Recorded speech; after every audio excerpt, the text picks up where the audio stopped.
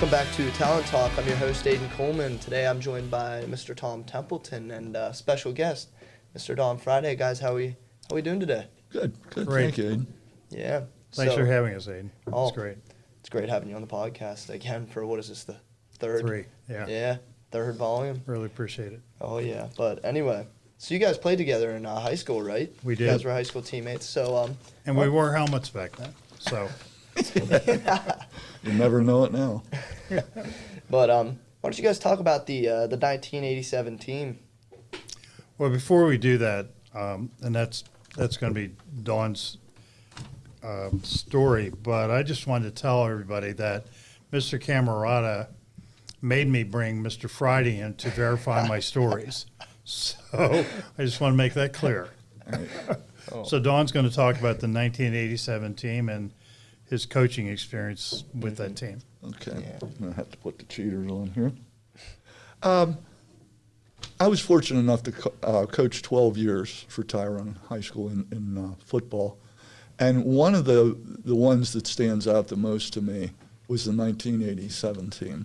And I'd just like to share a couple unique things that happened with that team. The coaches, Charlie Hoover, who played with Tom and I in high school, was the head coach. Jim Zauzig came up from Huntingdon, and the three of us were the coaches on that team. But so many unbelievable things happened during that season that I wanted to share them as I shared with Sports Illustrated in this letter that I wrote to them. High school football, dear sir, of course, high school football may have established a new standard when referring to a team as the Cardiac Kids. Consider the following heartstoppers performed by the Tyrone, Pennsylvania Golden Eagles en route to a current 8-game winning streak. 1. Dodging the bullet on a missed field goal attempt while clinging to a 1-point lead, only to be penalized for having too many players on the field. But the second attempt also failed. Allowing a touchdown with 8 seconds left to trail 20-14, but running the ensuing kickoff back 80 yards and kicking the extra point to win 21-20. And I'll also mention that on that kickoff, the kicker for Bald Eagle kicked the ball out of bounds on the first try to keep Scott Hoover from being able to run it back. He also kicked the ball out of bounds on the second try. And the third one, the coach had him just kick it right down the middle, and Scotty Hoover ran it back for the touchdown. John Sapinas kicked the winning extra point. Having a player, once again John Sapina, have a field goal blocked, but picking up the loose ball and throwing the 12-yard touchdown pass. Starting on their own 25-yard line with 13 seconds to play and no timeouts, and covering the distance with passes of 28 and 47 yards, the latter a thrice deflected Hail Mary pass caught by a prone receiver in the end zone to win 13-7. By the way, that was Bobby Murda throwing the pass and Billy Kimberly making the catch. And the clincher, 2 missed field goals and the 3 touchdowns all came with no time left on the clock. Jeez. So I said to Sports Illustrated in a PS, if you find this information noteworthy, perhaps it could be more appropriate in the scorecard section. However, I was in question as to how to address it. And I received a response, disappointingly, from Sports Illustrated on their comment, Dear Mr. Friday, thank you for sending Sports Illustrated your idea for scorecard. Although we appreciate the interest which prompted your suggestion, we regret that our space limitations prevent us from sharing it with other readers in a current column. Nonetheless, we are pleased you took the time to write. Sincerely, Linda Varigan. So that was just my little tribute to the 1987 Golden Eagle team, who just did some incredible things. However, during my 12 years of coaching, there were many memorable moments. Mm-hmm. Great experiences. I'm happy for the opportunity. Yeah, absolutely. So, talk about some of the people on the team then? There's like Bob Meredith and all of them. Yeah, that we had a great group that year and a very, very strong underclassmen group. Jamie Walls, John Sapina, Scotty Hoover, who went on to play at University of California, Pennsylvania. I hesitate on that because I know I'm going to miss people that contributed. Alan Walls, just too many for me to remember after 35 years. But it was a real fun group to coach. Yeah, definitely. Sounds awesome. So, Mr. Templeton, give us a little insight on some of them teams that you were with him on. Well, we coached in the early 70s together, if I'm right. And I have a picture here of Don, myself, and Coach Schoenwolf, who is Mr. Chamberlain's father, who teaches at the middle school. So we had many experiences. And one was we had to run the Burma, we called it the Burma Road. And we had to run up the hill to the top, from the practice field to the top of the hill. And then we had to touch the building that was there. If you didn't touch it, you couldn't go back down the hill. No. So you had to run back down the hill, if I'm right, Don. Well, but don't forget the zigzags. He put a bag at the 20-yard line on the sideline, and then another bag at the 40-yard line on the opposite sideline. Then back to the 40, back to the 20. You had to zigzag the length and width of the field and then go over and run up and then come back down and do it again. Oh, my. And that was our punishment for losing the ball. Yeah, right. Of course, we went 7 in a row without anybody scoring on Exactly. us, which was pretty interesting. We also had a 300-pounder named Randy Smith. Oh, I got And to carry him. Don and I, we were probably the only two that could carry him. So we'd have to carry him up the field, and he'd carry us back. But It's part of our warm-ups. something, Yeah. part of the training. And Don, you wanted to talk about the Gettysburg trip when you were teaching. Oh, you mean about the kids and their behavior? Yes. Oh, God. I was teaching 5th grade at Logan School, and of course I won't mention any names here, but I had quite the group that year. And I think I had 36 in my class, which is like unheard of nowadays. Yeah. But anyhow, we went to Gettysburg, and we were ready to get off the bus, and the tour guide told everybody what the do's and don'ts were on that trip, and where you could go and where you couldn't go, and so forth and so on. And the minute the door was opened, all the boys took off for, I don't know, it was Devil's Glen or something like that, and did exactly opposite of what that tour guide told them to do. And she looked at me and she said, you know, she said, I've been doing this for like 25 years, and this is the worst group that I've ever seen in my life. And it's just, I don't know why you had me tell that story. Well, it's part of the Tyrone experience. Oh, I see. Oh, Yeah. my. So we have another picture here. I think Mr. Camerata will show it. Joey Racy, one of our classmates, drew our placemats for our 50th reunion. And he has on there the pavilion at Reservoir Park. He drew a picture of the Lions Den? Line in. Which was down on, beyond 10th Street on the right-hand side along the Route the creek there. 453, I think. Yeah. He has a picture of Washington, D.C., which I never went to. I forget what I was doing. Basketball. And maybe basketball. You didn't go either? Weren't allowed. And picture of the first house built by the Tyrone carpentry class, Right I across think. the road. And then a couple other pictures. He has every name of every student in our class, and we had 253, I think. I think that's right. Something like that. It's a really amazing picture. Yeah. And then he also drew the picture on the front of our 50th reunion our a little book that we had for everybody. So Joe Arisi is an amazing guy. I wanted to mention 3 guys that were on our team who have passed away. Terry Turnbaugh, who was our quarterback, died recently. He was really a very good quarterback. Played at Juniata. Yeah, played at Juniata.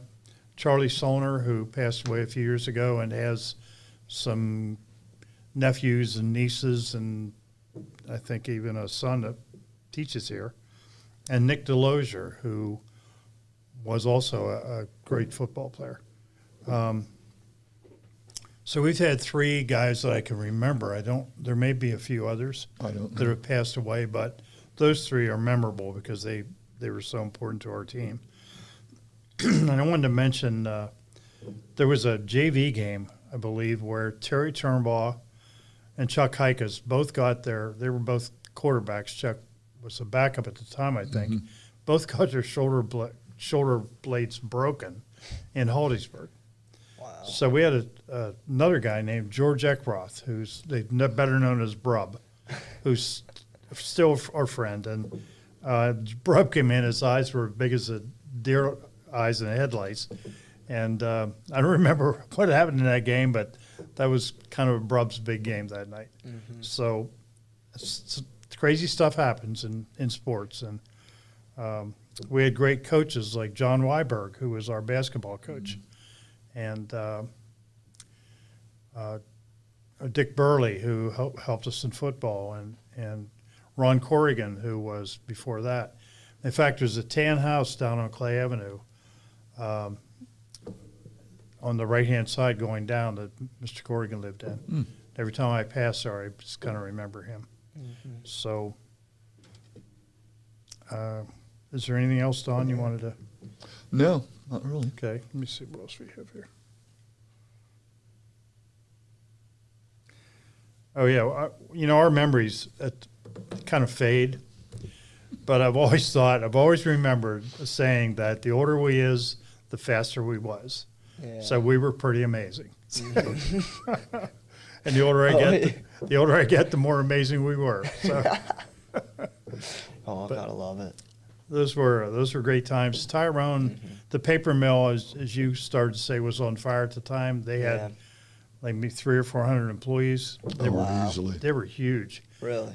Yep, and that's why we had such a big school. Remember? Yeah, I was going to say. Well, remember, our parents come out of World War II, mm-hmm. and we were called the baby boomers, and that's who we were. Of course, Big Yank was here as well, and the rivet was more than it is today. Oh, yeah, the rivet was. And the railroad. Yep. Wow. And the railroad was a big part of why the Irish settled here in the 1800s. Mm-hmm. And Pat and Mike McNeilis, their ancestors were some of the first that came here. Wow. And Patrick McNeilis was one of the founders of Tyrone. So great history here in Tyrone. If you ever get a chance, get on the internet and just type in Tyrone, Pennsylvania history. It's pretty amazing. Well, it'd be pretty awesome. There's a lot of things over at the Historical Society, too, that's worth taking a look at. Yeah. Yes, for sure. Where is that Historical Society? Where is it? Yeah, isn't it? It's up past GNR Excavating, up Railroad Park up there. Oh, yeah. It's up in the old railroad building. Okay. Yeah, that's pretty awesome. Yep.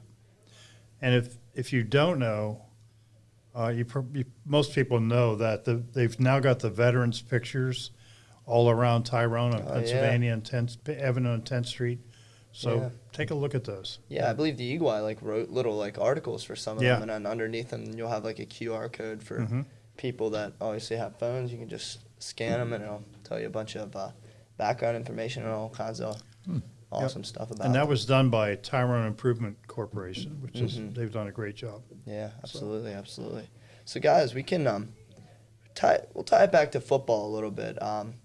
So both of you obviously having plenty of football knowledge and experience. What do you guys think most memorable moments or best win or best season or? Well, I would have to definitely put the win over Huntington when we played that was, and most people already know about this, but probably some of the younger ones don't, that it was the one where there were 7 seconds left in the game. Honeyman had the ball. The score was tied 0-0, and they could have gone Hail Mary, and they didn't. And there was no overtime back then, so it was. They could have taken a knee with the ball. Instead, the quarterback took the snap and backed into the line of scrimmage. Gary DiDomenico broke through, stole the ball from the quarterback, and ran 35 yards for the touchdown with no time left on the clock. Wow. And we ended up winning 6-0. He almost stumbled and fell. Oh, yeah, absolutely. He had to put a hand down on the ground to keep going. But that was. And I had been kicked out of that game for fighting. So it wasn't one of my better days. Oh my. But I think Huntington was like 1-5. We were 6-0 or something, or 5-1. Well, not that season because we played them the second game after Bellwood. Oh, is that okay? That was the first of our 7 shutouts.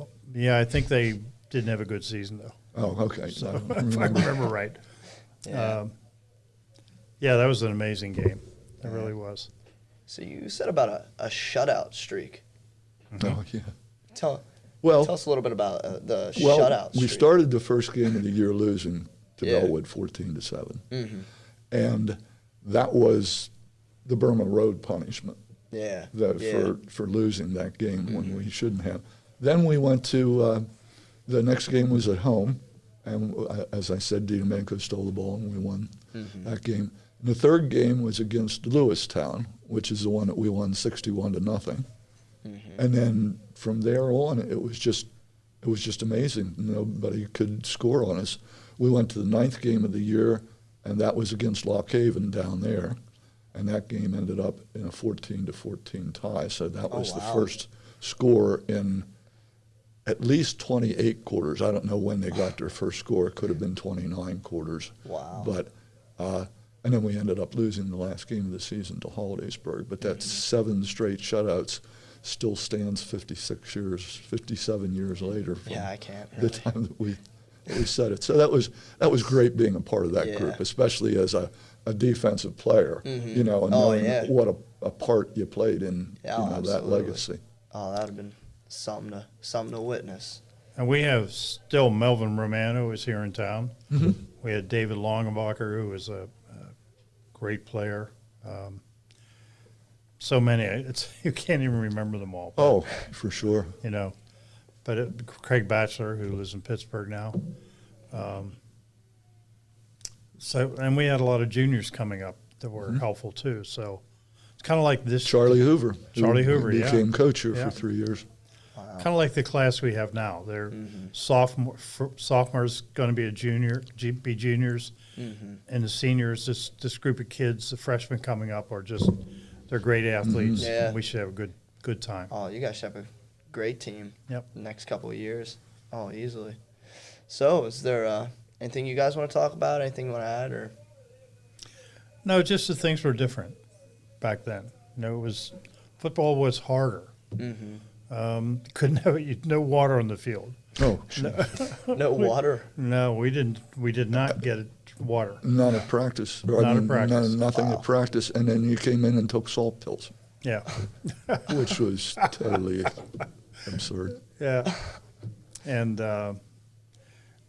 I'll tell the story about we needed a timeout, and I had to fake the injury. Yes. We didn't have any timeouts left, and he says to me, "Go in and pretend you hurt your knee." So I did. I'm not necessarily proud of it, but you did what you were told. Yeah. Right. With Mr. Schoenwolf, you didn't say what. Yeah, you just went out and you just did it. You just had to do it. Yeah. Oh my. But those, if you did, and if I remember right, wasn't one of the officials a Tyrone guy? And it was obvious you were faking it. He just kind of shook his head and walked away. That's possible, but it was up at Hollidaysburg. I was it? That. Okay. Well, John, I had the good fortune of, at the time, setting the school record with 7 consecutive extra points in one game. And few years later, my son tied it with Yeah. 7 in 1996 season. Mm-hmm. And then along came the Gummos, and they both broke it with 8. Wow. But, it's one of those things, what if? Yeah. After the first 7, the Coach Schoen will put in the second team. And I kicked that one, and they didn't block very well, and the kick was blocked. And Oh, my. so then we scored another touchdown, and he didn't even bother trying. He just put the second team in and ran it.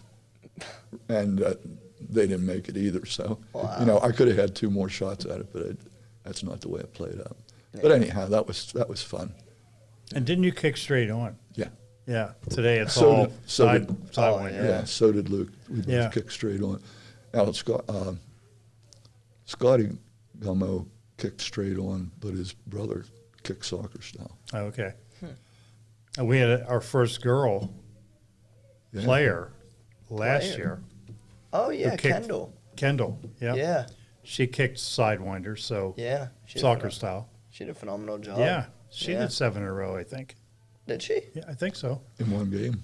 No, it wasn't in one game, Oh. but it was, yeah. Wow.